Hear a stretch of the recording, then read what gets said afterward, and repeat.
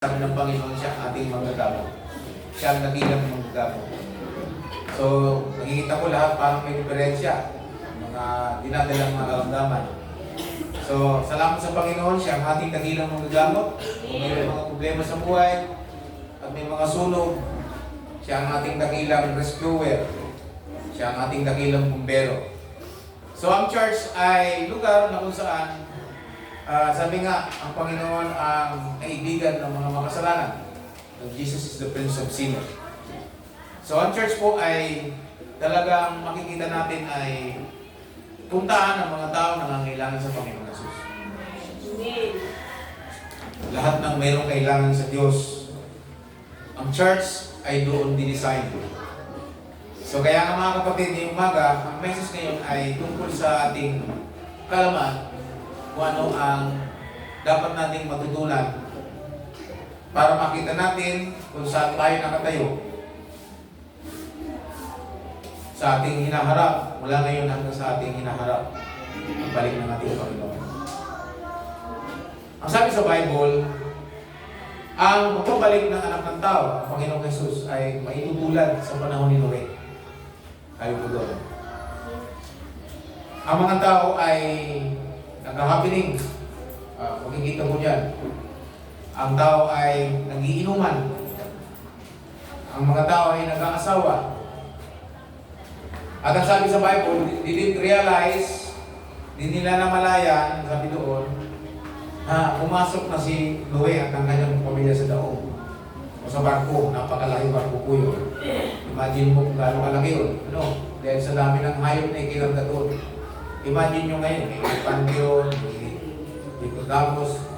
Basta yung mga hayop na ipinakangga ni Lord doon para hindi pinsala. Kasi napakalaking daong yun na ginawa. Dahil sa pag-aaral, ginawa ni Noe yun at ang kanyang pamilya sa loob ng 300 years. At habang ginagawa ko yun, si Noe ay tinutuyan ng mga tao. Kasi si Noe, nagtayo po siya ng barko sa taluktok ng bundok. So, ang sinasabi ng tao, dahil ang mga tao ay pusis to believe, nasisiraan siya ng bait dahil nagtatayo siya ng arko, wala namang dagat. Pero ako nakita ngayon sa Facebook, at ito ay totoo, nangyari sa parting lugar ng Nigeria. Merong isang pastor doon na nag-prophesy na December 25 ng 2025, magkakaroon ng malaking baha sa Nigeria o sa buong mundo. Babalik na ang Panginoon. So marami naniwala sa kanya, binintang mga ari-arian, at sila yung lahat ay bago ng December 25, pumasok doon sa barkong pinagawa niya. Natutuwa siya ng barko. Pagdating ng December 25, 26, 27, walang nangyaring baha. Kaya ginawa po ng gobyerno, ng presidente nila, pinagdating po siya, pinahuli at pinakulong. At ang kaso po ay marami. Siyempre po, yung mga tao, nagpenta. Kaya sabi ng Biblia, kaya nga mayroong rainbow, nakikita niyo, nabasa niyo yung rainbow. Amen. Ang rainbow, ang palatandaan, yung bagay palatandaan na hindi na baha ang paggulong ng Diyos sa sanglibutan. Pag binasa po ninyo sa 2 Peter, sa Revelation, apoy. Nananatili ang mundong ito, ang langit at ang lupa, upang tupukin sa apoy. Kaya nga po, kahit gumawa ka pa ng submarine, hindi mangyayari kasi apoy ang tutupok. Sabi ko doon. Sa kabilang dako, ano mangyayari sa atin? Tayo hinanda ng Diyos na isang bagong langit at bagong lupa na ibababa mula sa langit ang bagong Jerusalem, ang bagong langit, bagong lupa. Doon ititira ang mga taong tinawag ng Diyos. Now, balik tayo sa mensahe. Sabi niya, ang pagpabalik ng Panginoon tulad ng panahon ni Noe. Like the days of Noah. Ano bang sa panahon Noah? Pag pinag-aralan ko sa panahon ni Noah, simple, namumuhay ang mga tao sa normal na kaparaanan. So, mapapansin niyo dyan, yung tatlong kategorya na ginagawa ng mga tao sa panahon ni Noah ay mortal pleasures. Lahat ng makakapagpasaya sa tao. Yung, sabi doon, ang tao na humaling sa kainan, blessing siya, wala namang masama doon.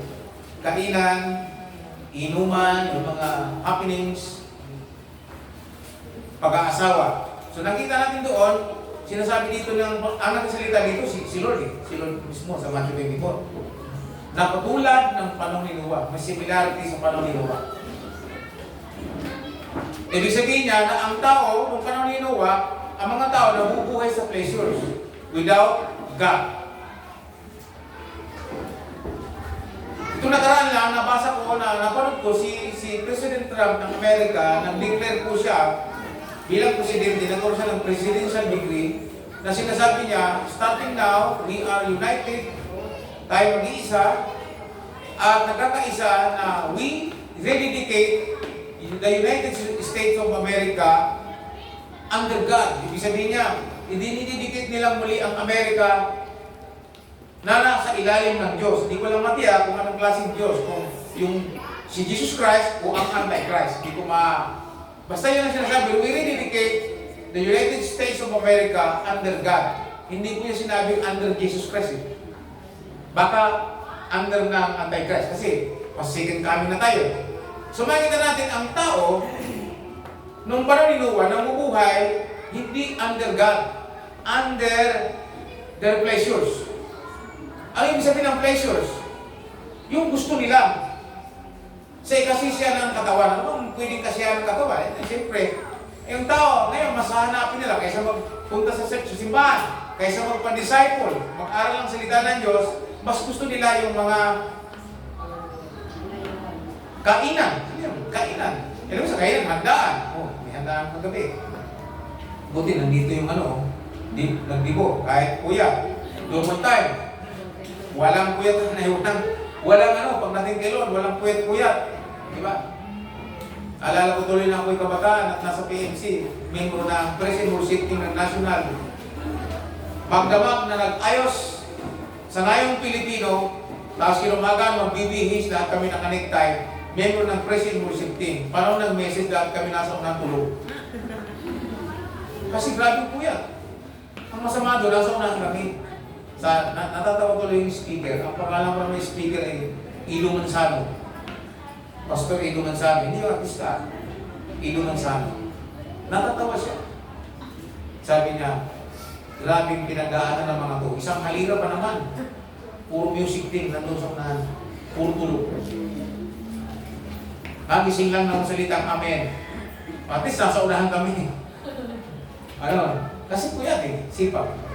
So yung mga tao ng mga panahon ni Noah, nasa pleasure. Wala silang inintindi yun. Pero ang sabi ng salita ng Diyos, kung binasa po niyo ang Genesis, at binasa niyo ang Hebreo at ang Revelation, si Noah po nag-preach sa loob ng 300 years. So sabi, the days of Noah, habang ginagawa ang arko, habang tumatamasa siya ng klase ng mga pang-uusig, panunuya, lahat ng klase ng unbelief, negative words tungkol sa kanya, siyempre, sasabihin niya, parang baliw yan. Kasi pamilyang yan, magtayo ba naman ang barko niya sa bundok? Ang layo sa dagat, paano niya palulusungin sa dagat yan? And then habang ginagawa po yun, nagpipress po siya, nakukulawin ng Diyos ang mundo sa pamamagitan ng baha, na kailangan nilang magbago. Pero ang sabi ng Bible, dahil yung panahon na yun, yung generation po yun, ay nabubuhay ang mga tao more on pleasures, not more on God. Ayaw nila sa Diyos. Ang gusto nila, sarili nila. Ang masunod. So kaya makikita po natin, yung panahon na yan ay hindi nababago ngayon. Pagka ang tao dadali mo sa Panginoon, mas gusto nila yun. Paglinggo, saan pa sila pupunta? Mas gusto nila sa mall. Yung mga tao sa bayan, mas pleasure, mas gusto nila sa Blurang Lagoon. Para doon mag-happenings. Walang hindi na happy ng Diyos. Puputi na lang iba, bago pumunta ng happenings ng linggo, naghanap muna sila ng church nila. At pagkatapos ng church, saka sila sugod sa kanilang nasisiya. Pero sa panahon ni Noah, walang ganon. Pamilya lang ni Noah ang kasama niya habang ginagawa ang barko, habang pinipili ang mga hayop at hinahanda, sila pinangangaral. Dinireceive po nila lahat ng negative words, lahat ng pwedeng matanggap sa isang unbeliever. Tinatanggap po nila yun. Hanggang sa dumating ang word ni Lord na sabi niya, Noah, ipasok mo na ang mga hayop. At ang sabi din sa Bible, hanggang sa dumating na hindi na-realize ng mga tao, nakapasok na sa daong pamilya, at saka ngayon, nagpaulan ng Diyos. Siyempre, nung umuulan na, sarado ng daong, hindi na pwedeng buksan. Hindi sila makapasok. 40 days, habang araw-araw, umuulan, tumataas ang tubig, ano nangyari sa mga tao? Naniwala na sila. Kaso, nagdagsaan na sila, ang iba, papunta na doon sa barko, pero hindi na sila makapasok. At ang sabi nga ng Bible, ang Diyos mismo ang nagsara, hindi si Noah. Siya mismo ang nagsara para hindi mabuksan. Sabi ng Bible, ang sinara ng Diyos, hindi kaya buksan ang tao. So, ang daong nagsisimbolo sa kaligtasan. Ang baha nagsisimbolo sa kapamakan sa impyerno. Kaya sabi ni Jesus, ang kanyang pagbabalik, walang iniba sa panahon ni Noah ngayon. Kung ano yung mahilig sa sistema, kung ano yung sistema ng tao ng panahon ni Noah, yun din ang sistema sa panahon natin ngayon. Wala po siyang pinagkaiba na high-tech nga lang. So, pansinin niyo po ngayon, ang tao ngayon ay binisi ni Satan sa mga bagay na pleasures para wala silang panahon sa Diyos. Even ngayon mga bata pa lang, sa akin nga lang, si Prince, pagdating ng galing school. Pag galing ng school, walang hilig sa pag-aaral, kaya nga palakuli. Ang marka, 75 mula sa first grading, second grading, third grading, 75. Pipilitin mo pa. Bakit naging 75? Sabi ng asawa ko, hindi mo kasi tinuturuan. Ako pa ngayon may kasalanan. Kaya nga, inisip ko, nasabi ko, bagong bata pa, sanayin na sa prayer, sanayin na ipakilala ang Panginoon sa Kanya. So ngayon, yan na po ang nagyayaya. Sa prayer, nagyayaya po yan na, bago matulog, magpipray. Bago magpasok, magbangon, magpipray. So siya po yung nagyayaya. Pag nakalimutan namin yan mag-ama, sa tricycle, Papa, pray tayo. O yun, o nga pala, nakalimutan pala natin manalangin, sorry Lord. Magpapaalala yung bata. So, makita po nyo, ang mga tao ng panahon na yun, walang ganon. Ganyan din ngayon. Pamilya natin, akaya na natin sa Panginoon, ayaw. Anong gusto? Pleasures. Ano ngayon? Cellphone. Pleasure po na nga yan. Pagkain, gamit, lahat ng pangangailangan. Wapong jowa, magandang jowa, yung mga hinahanap ng tao. Ano ba? Ay, nila sa pangit. Diba? Sabi niya, Android, humahanap ka ng pangit at ibigin mong tunay. Kung hindi, biyak-biyak ka. Ibig sabihin, ang tao yun ang hinahanap. Pleasure, everything na makakapagpaganda. Hindi naman masama yan. Pero ang sabi ng Bible, pleasures in life without Christ is nothing. Kung magbubuhay ka sa pleasure dito sa lupa, sa pagkain, sa mga bagay na nakakapagpasaya sa atin, sa pag-aasawa at sa pagpapamilya, kung tayo'y wala sa Panginoon at niligtas, walang say-sayo. Tingnan nyo, sinabi kanina, ang daong, ang barko ay sumisimbolo sa kaligtasan. Nagsisimbolo sa kingdom of heaven. Nagsisimbolo sa kingdom of God. Paano ka mapapasok sa barko na yon? Ang tao ay mapapasok lang sa barko pag nagkaroon siya ng relationship with the Lord Jesus Christ. Para pag dumating yung kapahamakang walang hanggan na sinasabi ng Bible, sumisimbolo sa baha, hindi tayo mapahamak. Yan dahil kung bakit mayroon John 3:16. Yan dahil kung bakit mayroon John 3:3 hanggang 7 na kailangan ang tao ay magkaroon ng relationship sa Diyos. Ang pagpasok sa langit o sa barkong tinutukoy, yung barko simbolo ng langit o simbolo ng kaligtasan, ang pagpasok doon ay hindi sa pamamagitan ng mabubuting gawa, hindi na sa pamamagitan na tayo mabait, o sa pamamagitan na tayo mag-inoo, o sa pamamagitan ng mga bagay na ginagawa natin dito sa lupa. Ang sabi doon, papasok tayo sa kingdom ng Diyos through relationship with God. Sabi doon, kailangan ipanganak na muli. Ang tawag doon, relationship. Kailan ka nagkaroon ng relasyon sa iyong magulang? Siyempre, no case nila, nagkaroon ng bagong anak. Gayon din naman sabi ni Lord kay Nicodemo, para pumasok ka sa kingdom mo, bebe, ang sabi sa kingdom of God, pagkariyan ka ng Diyos, ang sabi niya, kailangan mo ipanganak. Na ipanganak at ipinanganak sa laman-laman, ang pinanganak sa espiritu. Kailangan lahat ipanganak sa espiritu. At ang sabi ni Lord, huwag ka magtaka, lahat ay kailangan ma-born again. So, ang pagpasok sa langit, relationship. Ang pagkakaroon ng personal na relasyon sa Panginoon. So, ang salvation, parang barko, na kung saan relationship. Napansin po ba ninyo? Sa panahon ni Noah, sa tiyaga nilang mangaral, ang naniwala lang sa kanya, pamilya niyan talaga. Nagtataka ako, ginamit ni Lord na illustration o paghalimbawa sa kanyang pagbabalik. Kasi karamihan ngayon, may relihiyon, walang relasyon sa Diyos. Karamihan tao ngayon, may relihiyon, mayroon po silang samahan sila aniba, pero walang relasyon sa Diyos. Kaya nga po, sabi po ng Mateo, hindi tayo pinagpipreach para i-convert ang tao. We are not preaching the gospel to convert people. We are preaching the gospel to make disciples in the deepest ways. Pinapagawa sa atin ni Lord ng alagad ang tao in the deep, malalim na kaparaanan. Pag binasa niyo yung verse 20 ng Matthew 28, at ituro niyo sa kanila ang lahat ng pinag-uutos ko. Ibig sabihin, everything na itinuro ko sa inyo, ituro niyo sa kanila. Hindi lamang basta i-convert na pag tumanggap kay Lord, ligtas na. Hindi lamang doon. Ganyan ang church ngayon. Maraming convert, but not disciples. Nabubuhay lang as a religious system. Maraming mga sa simbahan ngayon, mga taga-sambales, katulad ni Mrs. Pagkasamba, alis. But not to change ang buhay.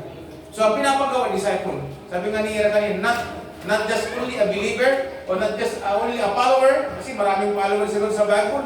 Pero yung mga follower niya, na pinakain, nakakita ng himala, pero hindi disciple. Sila din mismo yung sumigaw, ipak o sa krus. So, ang disciple lang ang maglalas. Kaya sabi nga, paano, nakita nyo, ang pumasok sa daong, disciples lang, pamilya lang talaga ni Noah. So, in the last days, sabi po ng Panginoon, ganyan ang mangyayari sa huling araw. Kaya huwag kayong magtaka, even your family na ayon sa Panginoon, hindi mo mapilit. Why? Because hindi siya disciple. Ang kailangan sa kanya, bahagian talaga siya, i-intentional discipleship siya. I-ID talaga siya. Ipakita sa kanya in the deepest ways, in the deepest manner, ng pagiging alagad para siya maligtas. Alagad lang kasi ang maglalas eh. Hindi lang basta believer. Alagad lang ang maglalas. Tingnan po na yung si Lord na magturo ng mabigat. Nung magturo si Lord ng mabigat, mahirap na aral ito. Biro mo, gagawin tayong cannibalism. So ang mga tao, umalis na. Ano na po yun? Pumasok na ng pagiging convert na po yun. Pero hindi po alagad. Kaya nung magturo sila mabigat, umalis na sila. Then pagkatapos, natira yung 12. Ano sabi ng Panginoon? Hindi ko pa kayo alis. Umalis ng karamihan. Buti na lang ang sagot ng 12 sa pangunguna ni Pedro, kung kami po aalis, kanino kami pupunta? Ay ikaw ang pinanggagaling ng buhay.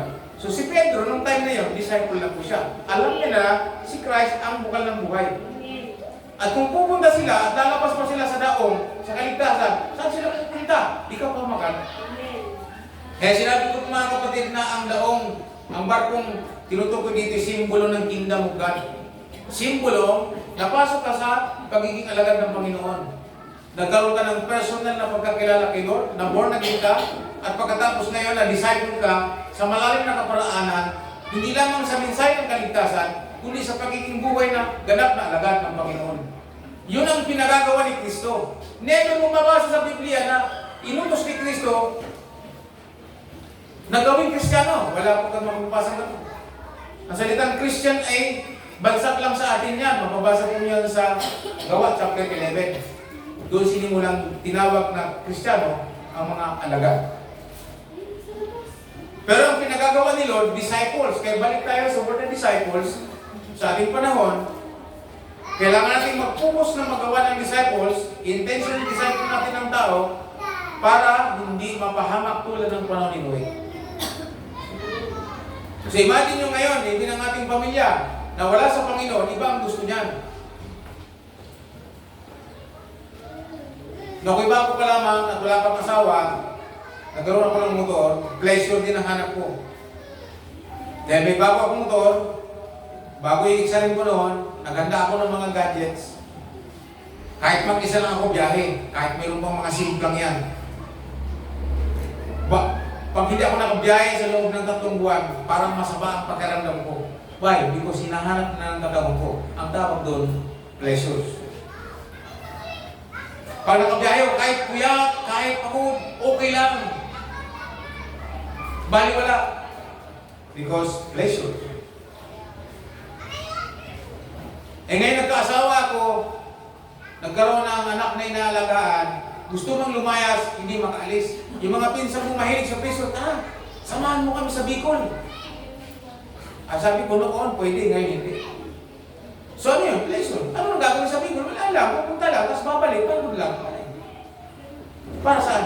So ganyan daw ang nabubuhay ngayon. Hindi ko sila yung masama yung kung may time naman din, kailangan mo. Siyempre, kailangan din naman din ng katawan talaga eh.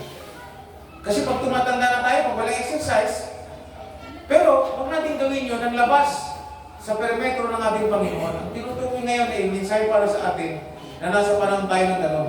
Lalo po ngayon na pinontuhan na ng Amerika yung pagtatayo ng templo. Baka di natin alam, underground yun ang ginagawa. Di po ba? Kasi ang tawag nila kay Trump, Prince of Peace. Di ba ang Prince of Peace? Jesus Christ lang. Eh si Trump, tinawag nilang Prince of Peace. Mali natin, baka siya yung maging anti-Christ. No? Mas bigla na lang dineclare na, patay na. Persecution na yun pagdating ng panahon. Lagi sinasabi niya nga, under God, hindi natin alam. See? Biglang na. Sabi niya, hindi kayo, hindi nyo ma-realize. Hindi natin ma-realize na malapit na pala. Tapos magugulat ng talayo, dyan na. Persecution na. Yung mga alagad ng Diyos. Ay yung mga umasa sa rapture. Dumating ang Antichrist tapos wala pang rapture. Anong mangyayari? Maraming tatalikod. Kasi umasa sila na bago na dumating ang Panginoon Jesucristo ay ang Antichrist, kukunin na ang church. Kukunin na ang mga disciples. Yun ang paniniwala ng karamihan. Meron na iniwala na bago dumating si Cristo, sabi sa Matthew 24, darating muna ang kabigati ang walang kapantay. So posted yun, hindi po yun rapture. Paano kung doon dumating si Kristo? Hindi nagkaroon ng rapture bago dumating ang Antichrist. Paano? Maraming tatalikod. Mahirap yun eh. Tatakan po yun eh. Palitan po ng pananampalataya at ng buhay. Kung ang tao na bubuhay sa pleasure, maraming tatalikod. Sabi nga, hindi ko po kaya gusto. Kung nakita ko anak butong, walang pagkain, hindi makabili, magpapatatak talaga ako, makakain lang. So nakita eh. Inamin ng karamihan, hindi. Kaya nga sabi ng Biblia, kung hindi patatagalin nyo, kung patatagalin nyo, halos walang maliligtas. Pero alam sa mga hinirang, may iiksi ng panahon na yun. Kaya mga kapatid, tingnan po nyo mabuti. Ang sign, ang tao na bubuhay sa sariling gusto. Para sa akin ngayon. Sinabi ni Apostol Pablo sa 1 Timothy na ang tao sa huling araw magiging mga, mababasa po natin sa chapter 3. Ang tao ay mahiligin sa mundo. Walang respeto, walang paggalang.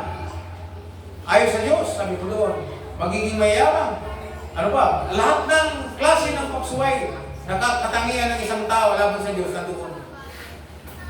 Mga suway sa magulang, sabi ko doon, binanggit ko yun. Sa last days, sabi niya, bago mamating ang Panginoon. And then Jesus said, ito'y tulad ng panahon ni Noe, na ang tao'y nabubuhay sa pleasures. Kaya mga kapatid, kung tayo nabubuhay sa pleasures lamang, i-budget mo. Tingnan nyo mabuti. Ang pera, hindi mo madadala. Kahit magkaroon ka ng limpak-limpak na pera. Nakakita ko limpak na limpak ng pera doon sa Inaris. Kailan pa yun? Biyernes. Maraming paldo. Pero maraming nagutom. Pagkatapos paldo uwian. Kita ko, paldo. Yung pera, bulto-bulto. Piniligang, pinamibigay sa mga ng tulisip. Kahit magkaroon ka pa ng ganong karaming pera, sabi ko, iniiwanan, hindi mo rin madadala. So lahat dito iiwanan. Lahat haharap sa Panginoon. At doon susukatin ngayon yung tinatawag na relationship natin kay Lord. Kaya kung meron man dapat ngayon i-develop, ay yung buhay ng isang alagad, yung relasyon sa kanyang Panginoon, sa kanyang Master. At ang Master natin ay si Jesus. Tayo pinagagawang alagad. Disipulo. Estudyante ng Panginoong Jesucristo. Yan ang ibig sabihin ng alagad, yung ng disciple, matetes, sa Greek. Nang ibig sabihin, student, mag-aaral ng Panginoong Jesus. Nag-aaral sa kanyang salita. Kaya kung meron dapat kayong i-impose, i-develop, ituro, i-disciple ang tao, ay matutong magbasa ng Biblia o magdebosyon araw at gabi. Para ang kanyang relasyon sa Diyos, umigi. Magkaroon siya ng Word of God araw at gabi. Pag-ikot ka sa mga simbahan ngayon, hindi po nagbabasa ng Bible. Ito naman, pero even nga yung pastor, magbabasa lang ng Bible ang pastor, Sabado, pag mangangaral kinalingkuhan. Pero yung Lunes, Martes, Merkulis, may mga pastor din nagbabasa ng Bible. Sapagkat asa sila sa kanilang natutunan sa Bible School. Yung kanilang theology, yung kanilang mga pag-aralan, noon lang. Pero pagkatapos noon, wala na. Ay ang pastor na hindi nagbabasa ng Bible sa araw at gabi, ay hindi pwedeng maging modelo sa simbahan. Kung ang pastor hindi nagbabasa ng Biblia araw at gabi, yun din magiging mga disciple po niya. Kaya palapakan natin ng Panginoon yung mga nag-devotion. Ang buhay natin, para hindi tayo matulad ng panahon ng mga taong sa panahon ni Noe na nabubuhay sa pleasures. Pagdating ng panahon, gulat. Ito, gulatan ito eh. Sabi nga din sa Bible, hindi nila na-realize. They didn't realize na si Noah pala, nakapasok na sa daong, sarado na hindi na pala sila pwedeng makapasok. Yung Matthew 24, binanggit ni Lord lahat ng klase ng illustration, ipaliwanag lang yung klase ng papasok sa langit. Isa doon sa panahon ni Noe. Sabi sa karugtong na talata, sabi niya, sa panahon yun, ang sabi niya, may dalawa nagtatrabaho sa bukid, kukunin ng isa, iiwan ng isa. May naggigiling na babae, kukunin ng isa, iiwan ng isa. Hindi po yung rapture. Yung po yung mensahe tungkol sa kingdom. Na yung isa nasa Panginoon, pasok sa daong, ibig sabihin ligtas, yung isa may iwanan. Ang pwedeng pumasok lang doon sa daong, yung sinasabi ni Lord, yung nagkaroon ng relasyon sa Panginoon. Tutulad ni Noah. Sabi nga ng Bible, sa balat ng lupa, si Noah lang ang nakita kong, sabi ng Diyos, na namumuhay ayon sa aking kalooban, sabi ng Diyos. Kaya sabi ng Diyos, makikipagtipan ako sa inyo, gumawa ka ng daong, sapagkat ako'y nagpasya na unawin ang buong salibutan sa pamamagitan ng baha.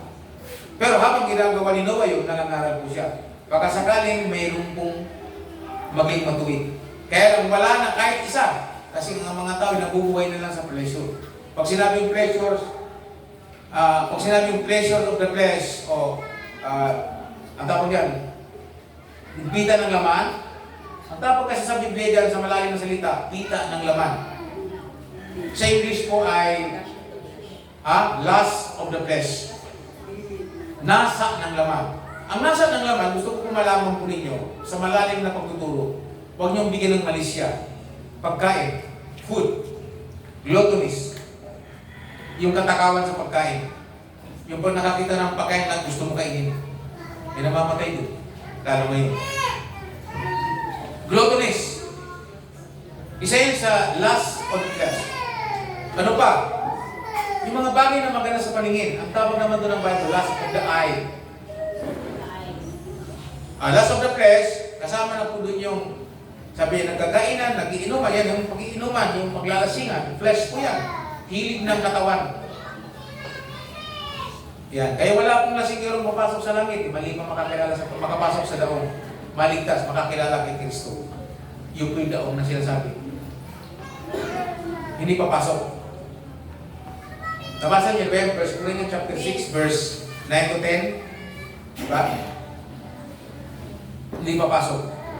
Lahat ng klase ng relationship ngayon, maging LGBT, o maging lahat ng nagbago ng kasalitan, lust of the flesh ang tawag doon.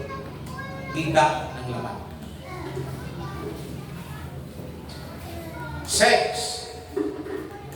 without God perimeter is lust of the flesh. Kaya mga kapatid, ang sabi niya, paano ninuwig? Ganyan ang tao.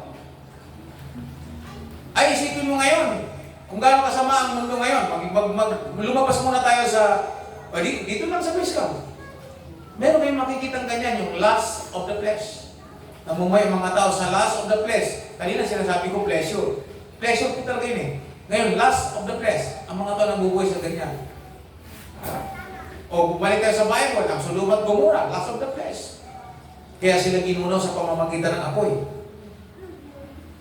Ano pa? Yung grupong linamon ng lupa sa panahon ni Moses. Yung pamilya ni Cory, ni Dotan at Abiram, linamon po ng lupa yun because of the lust of the flesh. Sa pleasures. And then ngayon, sa panahon natin ngayon, sa Germany, pwede mo na mapangasawang nanay mo. Sa batas nila, incest. Sa Canada, walang pakialaman kung mag-sex kayo sa kalsada. Hindi bang aso, hindi nahihiya? Doon, pwede na. Sa Canada po yun. Ano pa? Marami pang bansa ang gumaya niyan. At ngayon, ang Pilipinas ngayon ay ninuluto po yung divorce. Palala na rin tayo. So yung ginagawa sa buong mundo ay parang panahon ni Noe. Ina-apply yung mga bagay na hindi kagustuhan ng Diyos. Napansin po ninyo sa paniniwa, yung kain, inom, pagsasaya, pag-aasawa, lahat po. Hindi ko sinabi masamang pag-aasawa. Basta pag-aasawa, nasa ilalim ka ng perimeters ng Panginoon. Hindi ko sinabi masamang pagkain. Ang kasiyahan, hindi hiwalay sa Panginoon. Paano pastor yung pag-iinuman? Eh siyempre, paglalasingan, hindi masamang uminom ng alak, sabi ng Bible. Kasi minsan yung alak, yung wine, kailangan ng katawan ng tao. Kung may diferensya ka sa tiyan, pwede. Pero hindi ibig sabihin maglasing. Saan mo mabasa yan? Sabi ni Pablo kay Timothy, uminom ka rin ng konting alak sapagkat lagi kang sinisikmura. Ang alak ng araw ay gamot. Pero ngayon ang alak ngayon hindi gamot, lason. Pagsunod sa perimeters ng Diablo at hindi sa gusto ng Panginoon. So ngayon, anong dapat natin gawin kung nandun na tayo sa panahon na yan? Nakikita natin ganyan. Sabi, kailangan ma-realize natin na tayo nasa last days, nasa end time, nasa huling mga araw tayo. Ito. O hindi ko kayo tatakutin, pero sasabihin ko po sa inyo yung mga sinasabi ko ng ng plano po ng mga Jesuit.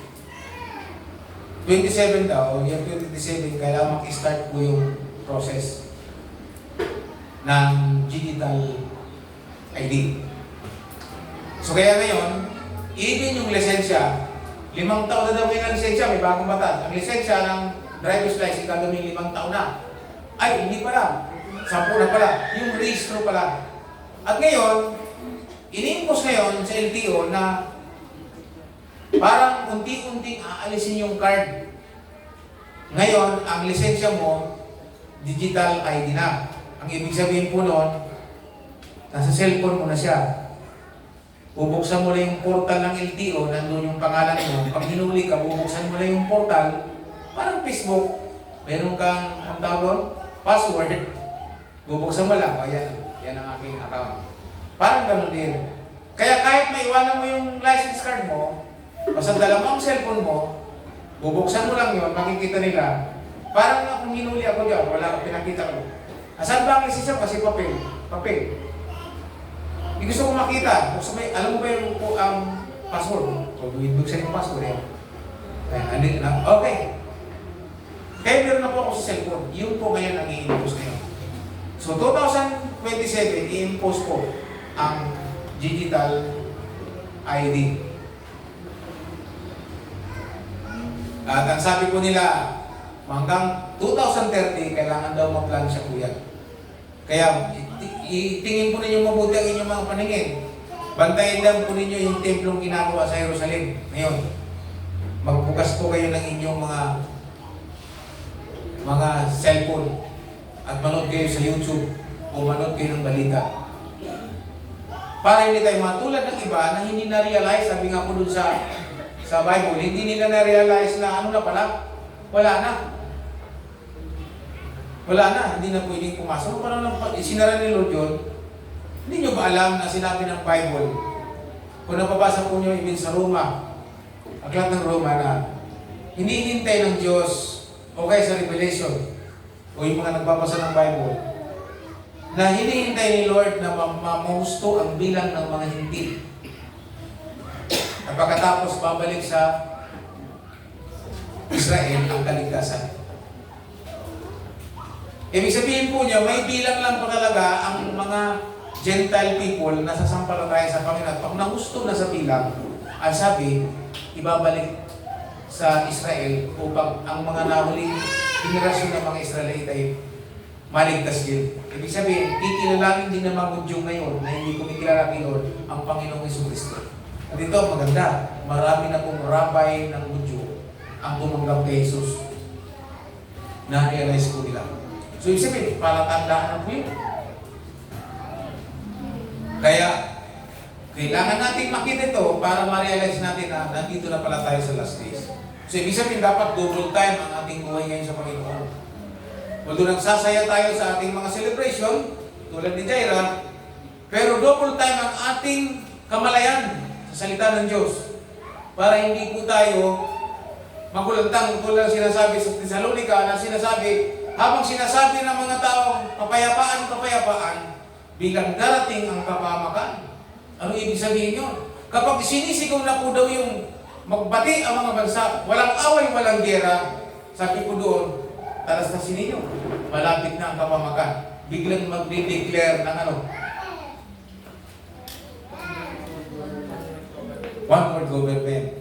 Tatakan po yun. One word police, one word religion, one word policy, one word money, isa lang ang pera, at sabi doon, walang pwedeng bumili o magbenta ng walang tatak sa kanang kamay o noo.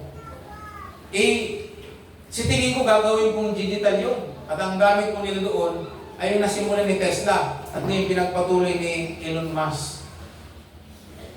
Yung high-tech na pamamaraan. Kaya mga kapatid, tingnan nyo mabuti ha. Walang ganyan ang panahon ni Noah. Akala nyo, sa panahon ni Noah, hindi pa high-tech na noon. Biro mo. Kahoy ang ginawang barko, pero lumutang sa tubig. Wala pa po noong mga high-tech na mga pang-tapal na mga pulgasil. Alkitran ang ginagamit ng araw, pero ilang araw ang paglutang ng barko sa tubig. Kung nagbabasa po kayo ng Bible, bago humupa ang tubig, di po ba? At naligtas yung nalaman ng barko. Kaya tiyakin po ninyo, nasa barko na kayo. Ano ibig sabihin ng barko? Nasa Panginoon na kayo. At ngayon, i-develop natin yung relationship na natin kay Lord na yan. Alam po ba ninyo na ang inyong personal o private Kristo mag-develop? Ang trabaho namin mga pastor, Ephesians chapter 4, verse 11 to 12, to equip, God's people for the work of His service. Ang trabaho namin mga pastor, i-equip kayo, i-disciple kayo, i-equip kayo para manatili kayo sa daong, para manatili kayo ligtas hanggang sa pagbabalik ng Panginoon, malabo. So wala tayong dapat gawin ngayon, kundi double time ng ating pamumuhay. Hoy guys, sa ng disciple, it's time na mabuksan mo ang iyong isipan na kailangan mo na talaga mag-disciple ng iba. Kung marunong ka na mag-devotion at active na ang devotion mo at pwede ka na mag-model sa iba, it's time na magturo ka, mag-disciple ka sa isang tao na siya itulungan mag-disciple. So ngayon, dito sa atin sa church, kapag mayroon akong i-disciple at nakita kong hindi nagpapadala ng devotion, kung questioning ko po, alam niyo kung bakit wala. At kapag hindi talaga siya nag-devotion, ang gigisingin ko si Pastora, tara, puntahan natin, madaling araw, gisingin natin, samahan natin mag-devotion, hanggang sa matutong mag-devotion. Hanggang sa mapahiya na lang sa sarili niya, Pastor, huwag na kayo pumunta, grabe ng pagod niyo. Mag-devotion na ako. Huwag nyo nahintayin yun. Eh pag sister test hindi nag-devotion, malayo yung sister, eh bahala ka sa buhay mo. Diba? Mga kapatid, mahalaga ito. So ngayon, mauuwi po tayo ngayon sa devotion. Kung alam natin ang panahon ay patulad ng panahon ni Noe, at yan hindi na iba ngayon, imagine po ninyo ang tao ngayon, yun ang hilig. Gusto ko malaman po ninyo, ano man ang makamtan natin dito, ano man ang maranasan natin dito, ay baliwala yun kung wala tayo sa Panginoon. Sabi ko ng Bible sa Matthew, kakamtan mo man ang lahat ng bagay dito sa mundo. Kung ang kapalit naman dito ang iyong kaluluwa, ano nga ang mapapalaman? Sinabi ko yung kay Dante, sabi ko mga nag-around the world ka, huwag ka mag-alalapas, sabi niya, kasi naglilibot tayo sa mundo, nasa Panginoon tayo. Ay, di ba, naglilibot sila sa mundo free. Grabe, no? Sila yung binayani ko na sa mga pastor ng PMC, siya yung binayani ko naglilibot sa buong Europa sa loob ng 23 days, naglilibot sa buong Europa. Free. Appreciating, parang parcel na. O, yung mga sabi nga ng mga miyembro ng damayan, mabuti pa kayo, appreciating na kayo. Pag namatay kayo, libre na. Libre, deliver pa. Sementeryo. Okay, appreciating na daw. Pagkagabi, kung saan galing ang regalo, sabi niya, my gift is come from my yellow basket. Puro sa TikTok ng galing. Shopee. Mga kapatid, ang encouragement ko sa inyo ngayon, yaman alam natin ang sabi ng Bible na ang simbolo ng kaligtasan ay ang daong o ang barko. Ang barko ay kaligtasan. Ang personal na ugnayan kay Kristo as Lord and Savior ng isang tao. Siguruhin po ninyo, nasa Panginoon kayo. Siguruhin ninyo, tinanggap niyo si Kristo, ang Panginoon si Kristo, bilang Panginoon niyo at tagapagligtas sa inyong buhay. Siguruhin po niyo yan. Kailangan sigurado yan. Dahil pag hindi, buang kaligtasan niyo sa pamamagitan lamang ng kaisipan tulad na natutunan ng karamihan na may mabubuting gawa, kulang yan. Dahil ang magliligtas hindi yung mabubuting gawa, kundi yung pagtanggap sa Panginoon. At pag tinanggap natin si Kristo, saka lang nagkakaroon ng halaga ang mabubuting gawa. Hindi yung pagpasok sa reliyon, kaya hindi pag-anib dito sa atin. Lahat nga ng miyembro dito, tinanggal ko na eh. Meron pa bang miyembro dito? Wala na. Ano nang tawag sa inyo? Hindi naman pinagagawa nila ng miyembro eh. Sabi, hindi tayo magparami ng miyembro. Although sa PMC, mayroong members list. Katibayan na kasapi People's Missionary. Pero ang pagpasok sa kingdom, hindi membership. Kaya nasanay ng mga simbahan na puro member. Pero ang pinagagawa nila ng disciple, dapat ang usapan, Pastor, ilan ang disciple mo? Yun ang maganda. Hindi, ilan ang miyembro mo? Wala. Hindi biblical, hindi scriptural. Dapat, scriptural. Na,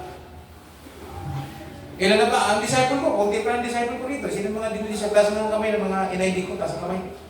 Lahat ng NID ko, taas ng kamay nung nagda ng ID. Yung nakatapos sa tindi, taas. O yun ang aking mga disciple. Yung iba na hindi dumaan ng aking ID, hindi ko pa disciple. Ang pinagagawa ni Lord, disciple. Kaya yung mga hindi tumas ng kamay, ibig sabihin ko, ano kayo ng process ng pagiging disciple? Yung kasi ang pinagagawa eh. Doon lang tayo makakaasa.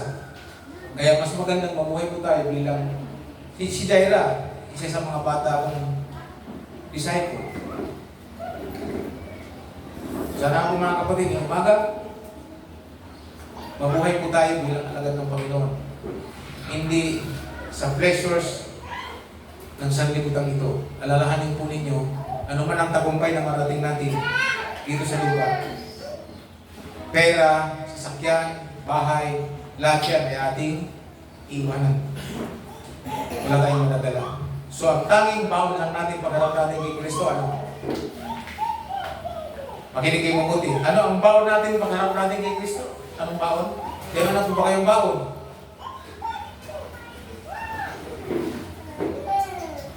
Ang baon po natin yung ating personal na unahin sa Kanya. As Lord and Savior. Paano natin sa tinanggap? Paano natin ipinamuhay? Paano tayo ginawang alagad? Paano natin ipinamuhay ang Kanyang salita? Yun po ang bit-bit natin pagharap natin sa Kanya. Kaya mga kapatid, pagkatapos natin, tulad ng ginagawa ni Brother ito ngayon, na liputin ang mga nandito sa malapit na binibisita at kinakausap, ang ating layunin ay natin ay wala silang mailahilan pagdating ng araw. Lahat silang kinausap. Sabi nga ni Brother ito, pagkatapos natin dito, kausapin yung nandito sa malapit, then magugrupo na tayo pumunta doon sa mga nasa labas na mga kapatid na, halimbawa, Southville, kung magpupunta na daw po tayo doon. Ang tanong, sinong gustong sumama? Double time na tayo ngayon. Pagka punta na natin ang ating mga kapatid sa labas na nakausap na, then iiwanan na natin sila. Pupunta na tayo sa mga hindi mananampalataya o sa mga kamag-anak natin. Hindi tayo makapaghayo sa labas nang hindi natin inaayos ang ating Jerusalem, ang ating Judea, ang ating Samaria, at saka lang tayo dadakot sa malayo. So, unahin muna natin ito. Gusto nyo magkaroon ng makabod, mga kapatid? Gusto natin magkaroon ng makabod, ang sagot ay ganito. Mag-ayos tayo. Mag-ayos tayo dito sa base camp. Kasi dadalhin natin ang base camp sa makabod. Amen po ba? Ngayon, kung dito sa base camp, yung mga nandito, paupaw ang mga disciple, ano ang ipuproduce natin sa makabod ng disciple? Ipaupaw din. Kailangan dito establish po tayo spiritual, establish tayo financial, establish po tayo emotional, establish po tayo physical fit po tayo para sa ministry. Pagpunta natin po. Sa Southville, gusto natin magbukas ng malaki-laking outreach. Establish natin dito para pag nagpunta po tayo doon, meron po tayong i-model sa kanila. Amen po ba? So kaya po, ang lahat niya na isimulan natin ng maayos ay marami. Habang wala ang maraming iba, ngayong anniversary, marami po tayong babalikan bago mag-anniversary, mga kapatiran natin. Ngayon sa learnings, tingnan po niyong mabuti ang matututunan po natin sa panuninawa. So elaborate po natin. Kaya sa oras po ito, pagpalain tayo ng Panginoon. Let us pray. Father God, aming Ama, pagpalain niyo po kami